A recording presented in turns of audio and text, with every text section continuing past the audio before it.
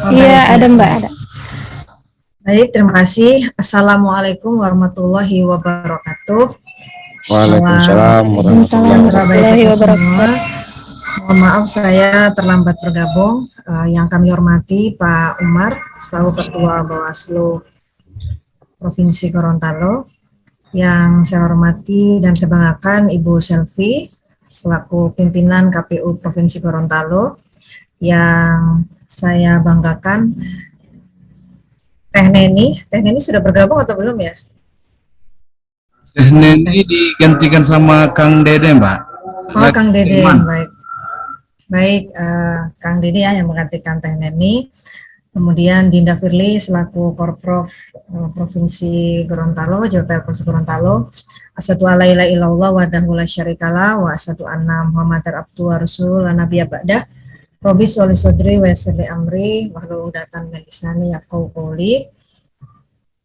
Teman-teman, sahabat-sahabat sekalian, di khususnya di para pegiat pemilu juga di Provinsi Gorontalo dan sekitarnya. Dan saya kira ini nggak cuma di Gorontalo ya, ada dari Pekalongan juga saya lihat ini dari seluruh Indonesia. Nah, inilah salah satu menurut saya istimewanya gitu ya, kita berada di Zoom, kita jadi lebih saling terkoneksi gitu. Kalau bahasa sekarang sebenarnya saya terhubung. Mohon maaf saya belum sambil mengaktifkan kamera karena untuk sinyal supaya stabil. Bapak Ibu sekalian, tadi saya kira sudah disampaikan oleh 3 pembicara sebelumnya ya, bahwa kalau bicara apa ya, sebetulnya urgensi dan tantangan pemantauan, kemudian peran masyarakat sipil dan apa yang bisa kita wujudkan gitu ya untuk pemilu 2024, karena jika merefleksikan di 2019 prosesnya masih hampir mirip gitu ya, undang-undang tidak berubah. Kemudian kalau kita bicara aturan teknis yang kemudian sekarang sudah disiapkan oleh KPU khususnya, ada beberapa hal yang kemudian kita cermati memang tidak semuanya sesuai dengan harapan gitu ya. Mungkin nanti Bu Selvi juga bisa memberikan masukan juga ya, juga Pak Umar selaku Bawaslu. Dan kita harus menyadari bahwa proses yang kemudian kita hasilkan sampai hari ini, tentunya kalau kita bicara merefleksikan dari 5 pemilu ini ya, itu memang bukan sesuatu hal yang kemudian mudah untuk diciptakan. Artinya jika bicara pemilu sebagai penerima manfaatnya kan kemudian adalah masyarakat pemilih ya. Dan masyarakat pemilih sendiri sebetulnya kalau kita bicara secara objektif, belum semuanya memahami gitu. Apa sih urgensi mereka memilih? Apa urgensi kemudian adanya pemilu bagi mereka gitu. Kalau hanya kemudian menunaikan hak pilih setiap 5 tahun itu tentu saja pasti terjadi. Tapi apakah kemudian proses yang terjadi itu beriringan gitu ya dengan kebutuhan masyarakat pemilih itu sendiri. Nah, kita sebetulnya perlu ya kemudian ke depan untuk menginisiasi bahwa proses pemilu kita itu tidak hanya menjadi seremonial gitu. Jadi pemilu itu bukan hanya menjadi tanggung jawab pihak pemerintah atau penyelenggara, tapi kemudian juga menjadi bagian dari seluruh komponen masyarakat. Terutama kemudian masyarakat hari ini itu adalah masyarakat yang sebetulnya masyarakat hari ini kan adalah masyarakat yang kemudian sangat plural ya. Kalau kita bicara plural kan kita kemudian terdiri dari berbagai macam suku, identitas, golongan gitu. Jadi kalau pemilu ke depan kemudian ada identitas yang kemudian dikatakan ada polarisasi atau ada wacana yang kemudian menimbulkan konflik, karena sebetulnya memang kita ini sejatinya adalah majemuk gitu. Nah, untuk mewujudkan bangsa yang majemuk otomatis juga perlu gitu ya, perlu hakikat masyarakat sipil yang kemudian bisa mewadahi semua kalangan. Next. Nah, ini kemudian kenapa kemudian harus ada organisasi pemantau yang kemudian merepresentasikan masyarakat sipil, itu kemudian sebetulnya sebagai salah satu hal yang menguatkan ya, perlu jaringan untuk menguatkan. Kenapa kemudian perlu pemantau untuk kemudian memastikan proses. Jadi kalau kita bicara cukup masyarakat, itu belum semuanya kemudian terpanggil gitu ya. Jadi kalau masyarakat itu kemudian kan terpanggil karena berbasis kebutuhannya saja gitu. Berbasis kebutuhan itu tidak mungkin mereka akan mengawasi di seluruh tahapan karena tahapan pemilunya cukup panjang ya. Kita tahu bahwa sejak Juni sudah dimulai nanti sampai menjelang masa tenang gitu ya. Jadi tahapannya memang cukup banyak gitu ya, cukup panjang. Nah, kemudian perlu kemudian ada pemantau ya. Dari situ kemudian muncul pemantau yang kemudian ingin memastikan hak sipil itu bisa terlaksana dengan baik. Jadi ini siapa yang boleh memantau? Ada pemantau dalam negeri, kemudian ada perseorangan dan juga ada pemantau luar negeri. Next.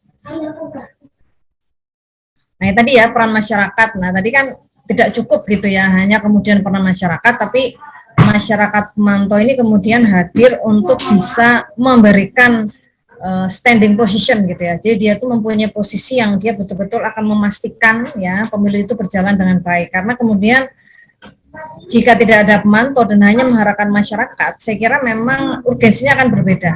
Nah, ini yang kemarin juga salah satu hal yang menjadi perdebatan ya. Pemantau itu apakah pemantau yang kemudian sifatnya organisasi atau juga bisa pemantau perseorangan gitu ya. Jadi peran masyarakat, kalau kita bicara partisipasi masyarakat itu juga bagaimana misalnya pemantau itu adalah masyarakat, pemantau itu adalah perseorangan. Nah, perseorangan itu kemudian menjadi tantangan saya kira ya, karena apa? Kita tidak tahu bagaimana independensinya. Kita tidak tahu pada wilayah mana dia akan memantau. Beda kalau dengan organisasi kepemantauan yang kemudian secara etiknya jelas, secara undang-undangnya jelas gitu ya. Tapi kalau cukup dia pemantau perseorangan itu bagaimana kita memvalidasi bahwa yang bersangkutan kemudian tidak terlibat dalam partisan misalnya ya. Nah, ini sebuah hal yang kemudian perlu untuk ditinjau ulang ya. Kemarin ada wawancara soal pemantau perseorangan. Jadi peran masyarakat memberikan informasi awal. Nah, ini kalau sebagai pendukung kerjanya Bawaslu ya, kemudian sebetulnya karena masyarakat ini kan kemudian larinya ke Bawaslu ya. Jadi ke KPU ini sebagai untuk juga mengikuti prosesnya, tapi kemudian kalau bicara soal memberikan informasi pelanggaran gitu ya, informasi awal kan kemudian kepada Bawaslu ya, termasuk mencegah pelanggaran, mantau-mantauan dan juga melaporkan. Nah, posisi melaporkan ini kemudian juga menjadi domain yang sampai hari ini masih menjadi tantangan gitu ya, karena memang untuk kemudian melaporkan masyarakat masih merasa khawatir gitu, cemas, takut gitu ya, apakah kemudian jangan-jangan nanti efeknya ke saya lagi, mendingan saya diem aja lah, atau saya mungkin bikin surat kaleng. Nah, kadang-kadang seperti itu, padahal ketika dia melaporkan justru malah kasus itu akan mudah terbuka ya, tapi memang tidak semuanya masyarakat itu kemudian terwacanakan dengan baik ya, terinformasikan dengan baik, mohon maaf. Kalau memang sebetulnya melaporkan itu kemudian juga bisa dilindungi. Next. Nah, ini tujuan pemantauan secara umum ya. Nah, ini memunculkan psikologi. Jadi kalau awalnya kita bicara ya, kenapa sih harus mantau gitu? Kalau bicara 99 pada awalnya ya, 98, kemudian masih awal masa transisi ya, sampai konsolidasi di 2004-2009, itu memang itu masih sangat efektif ya untuk psikologi ketakutan. Tapi ketika sekarang ke sini ya, sejak 2014, sejak kemudian ada sistem proporsional terbuka ya, yang kemudian berkontestasi antar calon ya, itu antar calon partai, jadi bukan antar partai tapi antar calon internal partai, itu memang kemudian menjadi peran pemantau ini kemudian tantangannya lebih gitu ya. Jadi kalau memunculkan psikologi ketakutan, tetap kemudian ada hal yang kemudian tidak terlalu efektif sebetulnya awalnya, tapi mudah-mudahan ke depan efektif lah ya. Jadi kalau memang nggak ada pemantau juga akan bahaya. Mendorong partisipasi publik, kemudian juga pendidikan, literasi politik di masyarakat, membentuk karakter gitu. Jadi karena pemantau ini rohnya independen, jadi lebih menguatkan gitu ya, bahwa masyarakat tuh ada yang kemudian di posisinya tuh memang betul-betul menjadi penjaga gawang ya. Jadi dia tidak terpengaruh ke kiri atau ke kanan, tapi dia berada di tengah-tengah. Dan memang kalau bicara soal tengah-tengah gini ya, tengahan ya, kaum tengahan itu kan kemudian memang tantangannya banyak, karena memang dia akan digoda dari kanan dan kiri. Next. Nah, ini pemantauan ya, prosesnya adalah berkoordinasi dengan penyelenggara, menyiapkan relawan pemantau, memilih isu pemantauan ya. Kalau di JPPR sendiri sebetulnya memang banyak proseduralnya sebetulnya. Jadi memang kita itu dari awal karena kita organisasi pemantau yang besar, memang kita memantau pada tahapan prosedural. Nah, beberapa kita juga melakukan advokasi, termasuk kemarin soal ini ya, pencatutan nama ya, mungkin Bapak Ibu, sahabat-sahabat sekalian ada yang kemarin tercatut oleh Sipol. Nah, kita juga coba memberikan informasi itu kepada pihak KPU terutama ya, bahwa kemudian supaya klarifikasi ini berjalan optimal ya, meskipun masih sampai Oktober, tapi kan sampai hari ini ada yang sudah memberikan laporan ya, laporan di aduan yang kemudian disediakan KPU, tapi kemudian sampai hari ini dia juga belum kepanggil, padahal sebetulnya harusnya dia sudah masa klarifikasi. Nah, ini hal-hal yang kemudian coba kita pastikan ya, advokasi soal hak yang kemudian dicatut itu, termasuk nanti ke depan kita juga mengawasi tahapan-tahapan termasuk verifikasi faktual ya, yang kemudian nanti akan berlangsung Oktober. Nah, ini menyusun agenda kegiatan ya, termasuk mendaftar ke Bawaslu dan KPU. Lanjut. Nah, ini tadi sudah ya saya kira ya, pantau itu nasional, provinsi dan kabupaten kota. Nah, saat ini saya kira nanti Dinda Firly juga bisa menjelaskan ya, sebetulnya memang JPPR juga sudah merekrut ya di kabupaten kota, memang karena kita ini bentuknya adalah berbasis organisasi, jadi memang mesinnya adalah mesin organisasi yang kemudian di situ akan terjaga independensinya dibanding kemudian berangkat dari perseorangan. Lanjut. Ya, ini perkembangan pemantau lah ya, ini juga saya kira sejarah ya, sejarah ketika awal-awal ya KIPP kemudian yang sebetulnya menginisiasi ya, sejak transisi sebetulnya kalau KIPP sejak masa akhir Orde Baru itu sudah muncul, dan kemudian di 99 menjadi pioneer ya, dan kemudian JPPR bergabung ya, karena kemudian berkaitannya untuk kemudian memberikan iklim perdamaian gitu ya, menciptakan kepercayaan publik terhadap pemerintah, karena waktu itu kemudian reformasi ya diawali dengan cukup banyak ya, kriminalitas, penjarahan, jadi hal-hal yang kemudian justru mengganggu stabilitas sipil. Kemudian inisiator ya pemantauan pemilu, pemantauan pemilu tadi KIPP, dan kemudian ada beberapa yang muncul selain JPPR waktu itu, ada forum rektor, kalau mungkin Bapak Ibu sahabat-sahabat pernah dengar ya waktu itu, tapi hari ini sepertinya sih konsolidasinya belum terjadi lagi. Kemudian Setro ya yang dulu juga awal, nah dia bersemangat gitu ya untuk mewujudkan publik tanpa tekanan, jadi milih itu kemudian karena memang kemauannya, bukan karena pesanan gitu. Meskipun sekarang jadi mulai banyak pesanan lagi begitu ya Bapak Ibu sahabat-sahabat ya. Pesanan dalam tanda kutip nih, karena kemudian kampanyenya tidak berjalan optimal, kemudian yang terjadi adalah dekat-dekat waktu mendekati memberikan sesuatu kan begitu ya. Nah, ini PR lah ke depan, ini jangan sampai kemudian ya, kalau menghilangkan saya kira kan berat ya, tapi setidaknya bisa meminimalisir lah. Lanjut. Nah, ini tujuan pemantauan tadi udah saya sampaikan tadi ya. Next. Nah, ini tantangan ya, tantangan. Jadi kalau bicara soal organisasi pemilu, tantangan pemantauan ya, tantangan pemantauan pemilu itu memang kemudian mengalami proses yang signifikan ya. Kalau bicara pas awal-awal Orde Reformasi ya, itu memang animonya besar karena kemudian juga supportnya besar. Kemudian kan memang animonya cukup besar ya waktu itu, jadi masyarakat itu kemudian terpanggil gitu ya, jiwa relawannya itu terpanggil bahwa kemudian dia ingin bersama-sama mengawasi, menyelamatkan proses ya, dan kemudian tapi di 2000 ya tadi ya saya cerita bahwa sampai 2009 lah kira-kira zaman Pak SBY itu, karena demokrasi transisi Indonesia sudah dianggap berhasil, kemudian sense untuk memantau itu beda gitu ya. Jadi semangat memantau itu ya saya kira masih ada yang semangat ya, tapi kemudian relevansinya memang agak menurun gitu ya setelah masa SBY, jadi sekitar 2014 gitu ya, itu kemudian agak menurun dan masyarakat terpolarisasi. Jadi tantangannya pemantau kan gitu ya, dia akan jadi tim ses atau kemudian akan jadi pemantau gitu. Jadi itu yang kemudian mengalami proses yang kemudian dinamisasinya cukup serius ya. Kadang-kadang menjadi pemantau itu godaannya ya memang independen, bayarannya kurang gitu ya. Dia betul-betul mengorbankan waktu demi bangsa negara gitu. Tapi kemudian kalau jadi tim ses ya memang praktis ya, pragmatis gitu. Tapi kemudian ya sebetulnya cara dia memberikan kemudian dedikasi akan sangat berbeda dengan kemudian motor pemantau itu sendiri. Relawan ya, survei Nah, kemudian minimnya pendidikan politik. Nah, ini juga menjadi problem ya, yang kemudian menghinggapi kita bahwa misalnya partai politik kalau bicara hari ini juga tidak pernah ada mekanisme pengkaderan yang jelas gitu ya. Kalau Bapak Ibu sahabat-sahabat juga mengetahui kan sebetulnya setelah penetapan nanti ya Desember kan akan ada rekrutmen calon ya.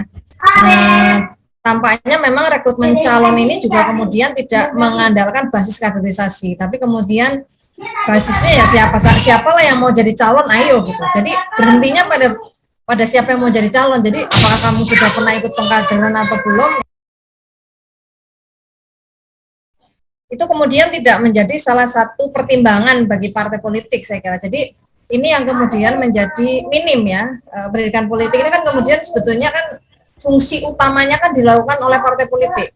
Tapi kemudian partai politik tidak melakukan ini karena kemudian secara internal juga mereka tidak berjalan ya untuk kemudian melakukan pendidikan politik ini. Kalau di tingkatan nasional saya kira berjalan, tapi kalau di tingkatan kabupaten, kota, dan provinsi, apalagi di kabupaten ya, saya kira kok modelnya hanya kegiatan bantuan sosial atau bakti sosial atau semacam mungkin ya kalau yang gembira itu jalan pagi atau senam bersama gitu. Tapi yang kemudian yang betul-betul mendekatkan kepada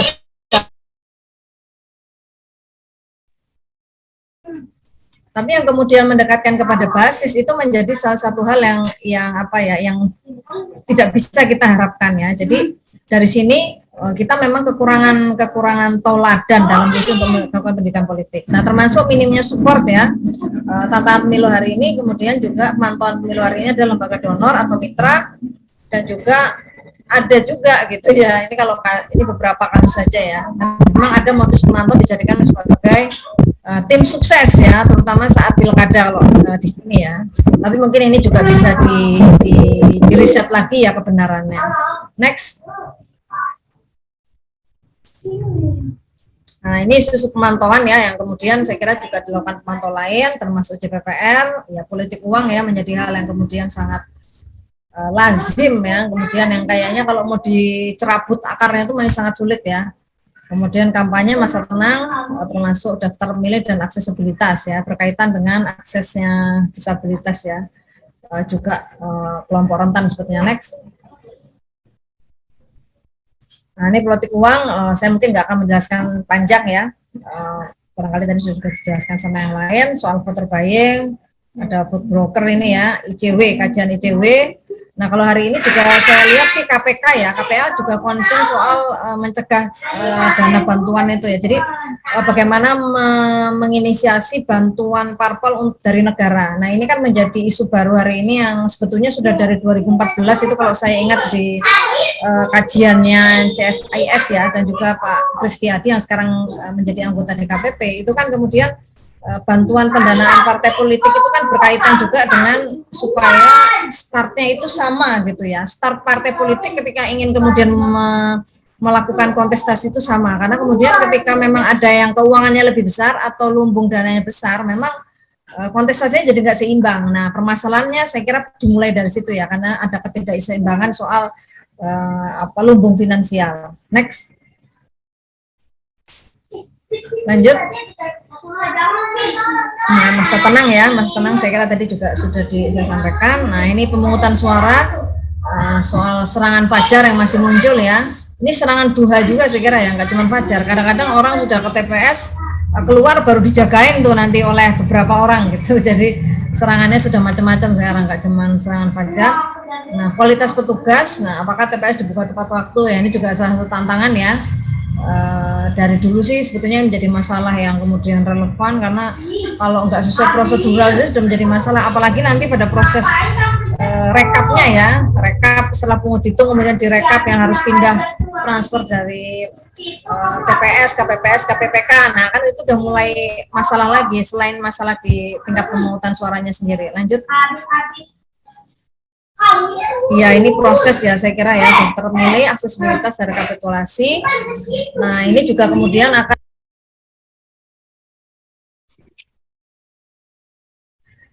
ini soal dampak ya. Nah, kenapa kemudian pemantauan pemilu ini kemudian menjadi salah satu yang mempunyai sumbangan juga ya, sumbangan yang cukup krusial gitu ya pada dampak hasil kualitas. Karena kemudian ketika pemantauan itu berjalan dengan terbuka dan transparan, itu kemudian kan kita juga bisa memastikan. Misalnya kalau hari ini kita bicara seleksi ya, seleksi penyelenggara pemilu hari ini kemudian sudah selesai ya di 25 provinsi dan kemudian nanti akan dilanjutkan ke ad hoc.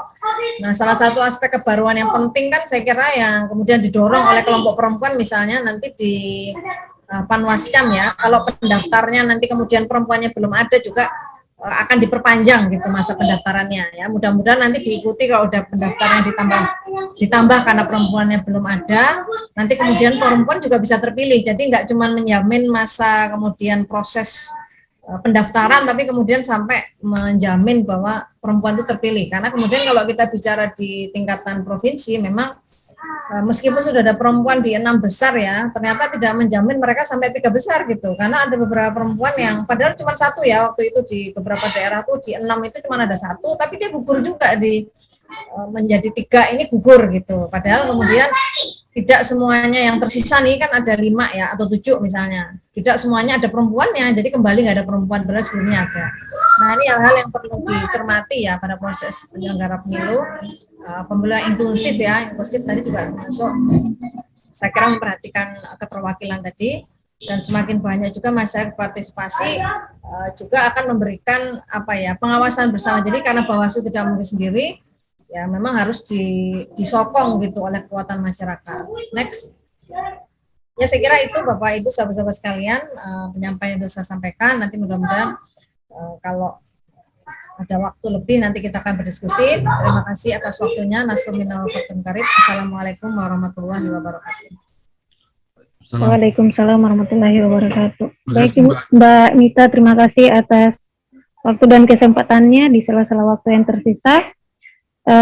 Bapak Ibu sekalian, untuk selanjutnya yaitu Bapak Ibu sekalian sekiranya bisa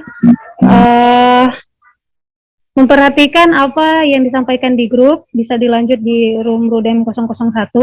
Jadi ucapan juga terima kasih kepada Bapak Ibu yang sampai akhir kegiatan juga masih standby.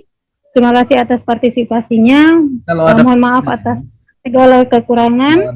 Dan kalau ada pertanyaan kepada Bapak Ibu yang ingin bertanya bisa dikirimkan juga di room chat Rudem 001. Nanti insya Allah akan kami upayakan akan jawab di live IG atau website JPPR. Baik, terima kasih Bapak Ibu. Sekian dari kami. Billahi fisabilil haq wasabiqul khairat. Wassalamualaikum warahmatullahi wabarakatuh. Waalaikumsalam warahmatullahi wabarakatuh. Waalaikumsalam warahmatullahi wabarakatuh. Melalui email dan nomor WhatsApp masing-masing yang mengisi absen ya. Iya, absen jadi belum bisa dibuka, Pak. Gimana, Pak? Absen saya tidak bisa dibuka, Pak. Tidak bisa diupload. Nanti juga akan kita share di grup Rudem. Siap, Pak. Baik. Siap, terima kasih, Pak. Terima kasih atas diskusinya. Ya, Pak. Jadi Bapak Ibu yang masih memiliki kendala bisa dilanjutkan pada room Rudem di WhatsApp. Izin Kak. Silakan. Iya, silakan. Untuk absensi saya belum bisa buka, Kak. Baik. Bisa. Iya. Oke, Kak, cari sinyal yang bagus teman-teman buat absen. Saya sempat terkendala begitu, baru sinyal bagus, baru bisa tuh. Baik Bapak Ibu, makasih atas masukannya. Pantau saja Pak di grup Rudem, nanti akan dibagikan juga link di sana. Oke, siap Pak. Dikirim aja ke grup ya, Pak. Baik, nanti mohon ditunggu aja Pak ya di email atau di nomor WhatsApp pribadi. Karena memang apa namanya panitia masih sementara mempersiapkan. Mungkin siap Pak, di WhatsApp pribadi aja Pak. Siap, terima kasih Pak. Terima kasih.